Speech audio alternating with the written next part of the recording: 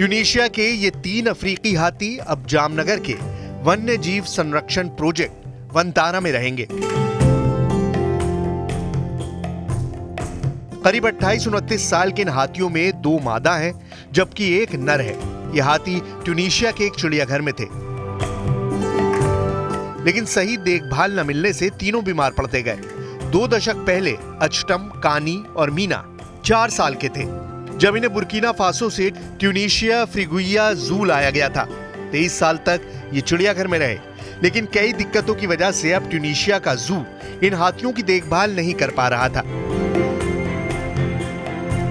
इसीलिए अनंत मुकेश अंबानी के प्रोजेक्ट वनतारा से ट्यूनीशिया के चिड़ियाघर ने संपर्क किया और फिर शुरू हुई इन तीनों हाथियों को नई जिंदगी देने की कोशिश।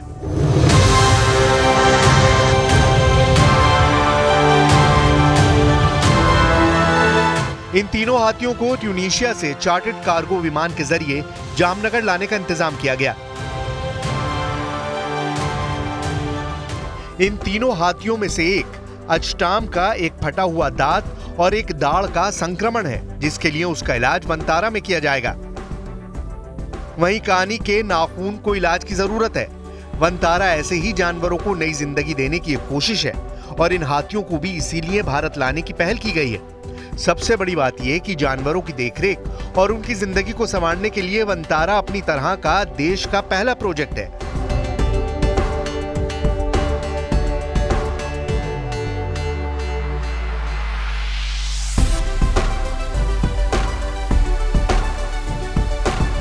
वनतारा अनंत अंबानी का ड्रीम प्रोजेक्ट है और उनका मानना है कि बेजुबान जानवरों की सेवा करना सबसे बड़ी सेवा है।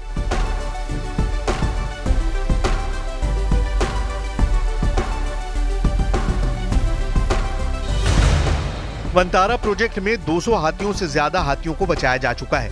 इसके अलावा 300 से ज्यादा तेंदुए, बाघ और शेर जैसे जानवर भी रेस्क्यू किए जा चुके हैं। 3000 से ज्यादा शाकाहारी जानवर और करीब 1200 रेंगने वाले जानवर जैसे मगरमच्छ, छिपकली, सांप और केचुए भी बचाए जा चुके हैं।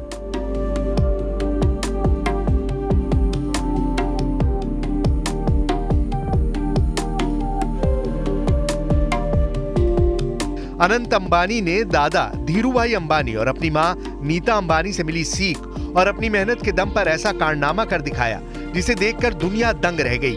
जामनगर में जानवरों के लिए एक ऐसा जंगल खड़ा कर दिया जिसका नाम पूरी दुनिया में चमकने लगा।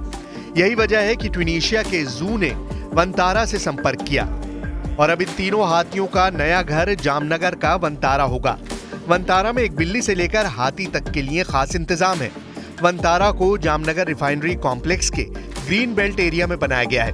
कोरोना काल के दौरान शुरू हुए वनतारा प्रोजेक्ट का मकसद हर तरह के घायल जानवरों को रेस्क्यू करना और उन्हें बचाना है।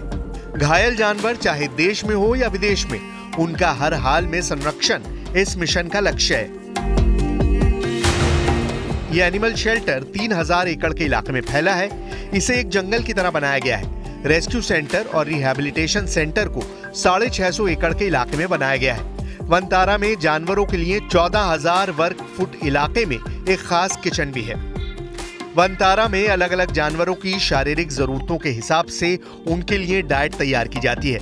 वनतारा कॉम्प्लेक्स में अस्पताल, हेल्थ केयर सेंटर और रिसर्च सेंटर भी हैं। जानवरों के लिए 6 सर्जिकल सेंटर और वहां आईसीयू का भी इंतजाम है। इसलिए अब भारत ही नहीं बल्कि विदेशों से भी ऐसे जानवरों को लाया जाता है जिनको बहुत ज्यादा देखभाल की जरूरत है।